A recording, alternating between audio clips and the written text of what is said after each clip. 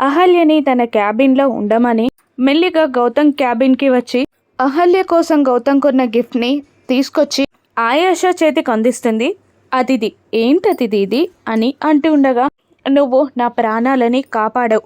నేను లవ్ చేస్తున్న వ్యక్తికి నేను ఎలా దగ్గర అవ్వాలో నాకు మంచి ఐడియా ఇచ్చావు. నా ఫ్రెండ్స్ కానీ అమ్మ అన్నయ్య కానీ నా ఫ్యామిలీ మెంబర్స్ కానీ ఎవ్వరు కూడా నీలా చెప్పలేదు. నువ్వు చెప్పినట్టే ఇకపై గౌతమ్ పైనే నా దృష్టి అంతా. ఇంకెవ్వరి గురించి కూడా నేను ఆలోచించను. అందుకే ఒక చిన్న గిఫ్ట్ అని అంటూ అతిథి ఆ గిఫ్ట్ని ఆయేష చేతిలో పెట్టగానే అలాగే అంటూ థ్యాంక్ యూ అతిథి అని చెప్పి తీసుకొని అక్కడి నుండి బయటికి నడుస్తూ ఉంటుంది అహల్య. అదే కారిడార్లో గౌతమ్ నర్సెస్తో ఇంకా పేషెంట్స్తో మాట్లాడుతూ ఉంటాడు. ఆయేష తన దగ్గరికి వచ్చే టైంకి గౌతమ్ నెమ్మదిగా క్యాబిన్లోకి వెళ్ళిపోతాడు. ఆయేషాకి అతిథి ఇచ్చిన గిఫ్ట్ గౌతమ్ చూడలేకపోతాడు. మరోవైపు కార్లో అర్జున్ ప్రసాద్ తీసుకురమ్మన్న 10 లక్షలని తన పక్క సీట్లో పెట్టుకొని డ్రైవింగ్ చేసుకుంటూ ఇంటికి వస్తూ ఉంటాడు కార్తిక్. 10 లక్షలు పక్కనే ఉన్నాయి, ఇవ్వకపోతే వాడు చంపేస్తాడు. కానీ ఇచ్చే పరిస్థితుల్లో నేను లేను. పోనీ దొంగలు అటాక్ చేశారు, డబ్బులు పోయాయి అని చెప్పి వాడికి డబ్బులు ఇచ్చేద్దామన్నా మామయ్య గారు పోలీస్ కేసు పెట్టి ఎంక్వైరీ చేపిస్తే మళ్ళీ నేనే దొరికిపోతా. ఏం చేయాలరా దేవుడా అని అనుకుంటూ ఎదురుగా వస్తున్న కార్ని చూడకుండా డ్రైవ్ చేయబోతూ ఉండగా వాడు బ్రేక్ వేసి పక్కకి జరిగి ఏం చావాలని చూస్తున్నావా అని కార్తిక్ని తిట్టగానే నేనే చేస్తా, నిన్నేం చంపుతానురా అని అంటూ అక్కడి నుండి డైరెక్ట్గా ఇంటికి వెళ్తాడు కార్తిక్ అర్జున్ ప్రసాద్కి ఇదిగోండి మామయ్య గారు 10 లక్షలు అని బ్రీఫ్ కేస్ని అందివ్వగా సుభద్రాని పిలిచి ఆ బ్రీఫ్ కేస్ని ఇచ్చేస్తాడు అర్జున్. ఇక అక్కడే ఉన్న రాజు ఇలా అంటుంటారు, మీరు గొప్ప వల్లయ్యా, పనివాడి కష్టానికి కూడా 10 లక్షలు ఇస్తున్నారు. జీతం ఇచ్చేదే కాకుండా తన చెల్లి జీవితాన్ని కూడా నిలబెడుతున్నారు మీరు అని అంటూ ఉండగా, కుబేరా చిన్నప్పటి నుంచి మా ఇంట్లోనే పనిచేశాడు, అందుకనే వాడి కష్టానికి ఖచ్చితంగా సహాయం చేయాలి అని అర్జున్ అంటుంటాడు. సుభద్ర వెనకాలే వెళ్ళి కార్తిక్ ఆ బ్రీఫ్ కేస్ని సుభద్ర ఎక్కడ పెడుతుందో చూస్తాడు.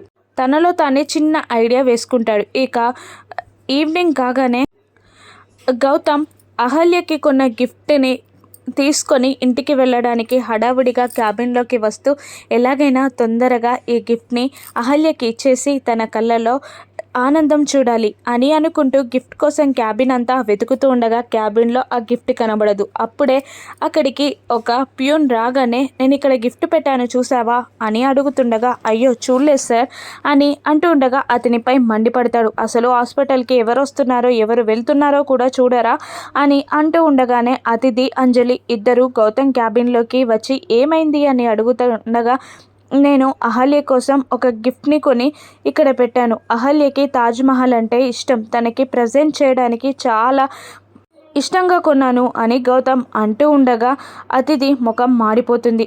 కోపంగా ఇలా అంటూ ఉంటుంది, ఒక్కరికి ఇష్టం ప్రేమ ఉంటే సరిపోతుందా, ఇంకొకరికి కూడా అవి ఉండాలి. అందుకే నువ్వు కొన్న గిఫ్ట్ అహల్యకి చేరకుండానే పోయింది. మీ ప్రేమలో నిజాయితీ లేదు. ఏదో కారణం వల్ల మీరు పెళ్లి చేసుకున్నారే తప్ప మీ మధ్యలో నిజమైన ప్రేమ లేదు అని అతిథి అంటూ ఉండగా, అంటే నా ప్రేమ నిజం కాదంటావా అని అంటూ ఉంటాడు గౌతమ్. నీ ప్రేమ నిజమని కాదని నేను అనట్లేదు, ఇంకొకరికి కూడా ప్రేమ ఉండాలి. 2 చేతులు కలిస్తేనే చప్పట్లవుతాయి. ఇద్దరి ప్రేమలు కలిస్తేనే అది నిజమైన ప్రేమ అవుతుంది. అప్పట్లో మనమిద్దరం ప్రేమించుకున్నాం చూసావా, అది నిజమైన ప్రేమ అంటే. మీ ప్రేమలో పెళ్లి బంధంలో అవసరం తప్ప ఏదో కారణం తప్ప ప్రేమ లేదు. అందుకే నీ గిఫ్ట్ అహల్యకి చేరలేదు. లేదంటే మీ ప్రేమలో నీతి నిజాయితీ స్వార్థం లేకపోతే ఆ గిఫ్ట్ ఖచ్చితంగా అహల్యకి చేరేది అని అతిథి అంటూ ఉండగా, స్టాప్ ఇట్, మా ప్రేమలో నిజాయితీ ఉందో లేదో మాకు తెలుసు, మేమేంటో మాకు తెలుసు అని కోపంగా అంటూ అక్కడి నుండి వెళ్ళిపోతాడు గౌతమ్. మరోవైపు మళ్ళీ గిఫ్ట్ స్టోర్కి వెళ్ళి తాజ్మహల్ కోసం చూస్తుండగా అది ఒక్కటే పీస్ ఉందని వేరే పీస్ లేదని అప్పుడే మీరు తీసుకెళ్లారని చెప్పడంతో డల్గా కార్ దగ్గరికి వచ్చి అతిథి అన్న మాటలు గుర్తు తెచ్చుకొని, సారీ అహల్య, నీకు ఇష్టమైన గిఫ్ట్ని నీకు చేర్చలేకపోయాను అని గౌతమ్ అనుకుంటూ ఉంటాడు. ఇక ఇంటికి చేరిన అహల్య బుర్కాని గిఫ్ట్ని తన చీర కొంగులో దాచుకుని రూమ్కి వచ్చి బుర్కాని స్పీడ్గా కబోర్డ్లో పెట్టేసి అతిథి నాకేం గిఫ్ట్ ఇచ్చిందో చూడాలి అని అనుకొని గిఫ్ట్ ఓపెన్ చేసేసరికి అందులో తాజ్మహల్ బొమ్మ కనబడుతుంది. అది చూసి హ్యాపీగా ఫీల్ అవుతూ నాకు తాజ్మహల్ ఇష్టమని అతిథికి ఎలా తెలుసు, గౌతమ్ గారికి కూడా చెప్పలేదు కదా, అయినా నా కోసం ఈ గిఫ్ట్ అతిథి ఇవ్వడం నాకు చాలా సంతోషంగా ఉంది. అతిథి ఫ్రెండ్షిప్ ఎంత మంచిదో ఇప్పుడు అర్థమవుతుంది నాకు. ఈ గిఫ్ట్ ఎక్కడ పెట్టాను అని అనుకుంటూ అక్కడ టేబుల్ పైన ఫిష్ బౌల్కి పక్కన ఈ తాజ్మహల్ని పెట్టి ఇది గౌతమ్ గారు ప్రేమగా ఇచ్చారు, ఇది అతిథి ప్రేమగా ఇచ్చింది, ఈ రెండు చాలా బాగున్నాయి చూడ్డానికి అని అనుకుంటూ ఉంటుంది అహల్య. కానీ ఒక్క నిమిషంలో మళ్ళీ గుర్తు తెచ్చుకొని అయ్యో ఇదేంటి, ఇది ఆయేషాకి ఇచ్చిన గిఫ్ట్, ఇది నా రూమ్లో చూస్తే గౌతమ్ గారు కానీ అతిథి కానీ చూస్తే ఆయేషాకి ఇచ్చిన గిఫ్ట్ ఇక్కడెక్కడుంది, ఎందుకుంది అని ఆరాధిస్తారు, అంతా పెద్ద ప్రాబ్లం అయిపోతుంది అని అనుకుని ఆ తాజ్మహల్ని కూడా వెళ్ళి మళ్ళీ కబోర్డ్లో శారీస్ కింద పెట్టేస్తుంది అహల్య.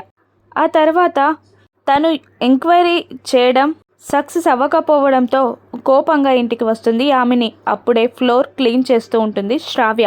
శ్రావ్యని చూసి ఇంకా మండిపడుతూ కాఫీ తీసుకురాపో అని అరుస్తుంది యామిని.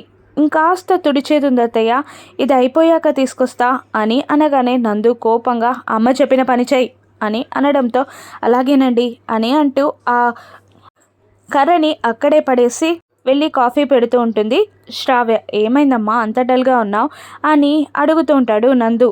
అహల్యకి 2 అడ్రస్లు ఉన్నాయని తెలిసింది కదా, ఈరోజు హైదరాబాద్లో ఉన్న అడ్రస్కి వెళ్ళి ఎంక్వైరీ చేస్తే అది ఫేక్ అని తెలిసింది అని అంటూ ఉంటుంది యామిని. అవునమ్మా, మనం ఆ అహల్య కూర్చి ఎంక్వైరీ చేస్తున్నామని గౌతమ్కి ఎలా తెలిసిందమ్మా అని అనగానే మన ఇంట్లోనే శత్రువులు ఉన్నారు కదరా అని అంటూ ఉంటుంది యామిని. ఆ విషయం గౌతమ్కి ఎవరు చెప్పారు అని అంటూ ఉండగా కాఫీ ప్రిపేర్ చేసి భయంగానే వాళ్ళు మాట్లాడుతున్న మాటలన్నీ వింటూ కాఫీ తీసుకొస్తూ ఉంటుంది శ్రావ్య. ఇక శ్రావ్యని చూడగానే మీ నాన్నే చెప్పారో ఇంకెవరైనా చెప్పారో అని శ్రావ్యని చూస్తూ అంటూ ఉంటుంది యామిని. భయంతో కాలుకి ఏదో తగలడంతో శ్రావ్య కాఫీ అంతా యామిని పైన ఉంపేస్తుంది. ఏయ్ కళ్ళు నెత్తిన పెట్టుకున్నావా అని అంటూ శ్రావ్యని లాగి పెట్టి కొట్టబోతుంది యామిని. అది కాదత్తయ్య, చూసుకోలేదత్తయ్య, కాలికి ఏదో తగిలిందత్తయ్య, క్షమించండి అని శ్రావ్య బ్రతిమిలాడుతూ ఉంటుంది. ఇప్పుడు శ్రావ్యని ఎలా టార్చర్ చేయబోతుందో యామిని, ఈ విషయాలన్నీ అహల్య గౌతమ్లకి తెలుస్తాయా రాను ఎపిసోడ్స్లో చూద్దాం. Thank you for watching.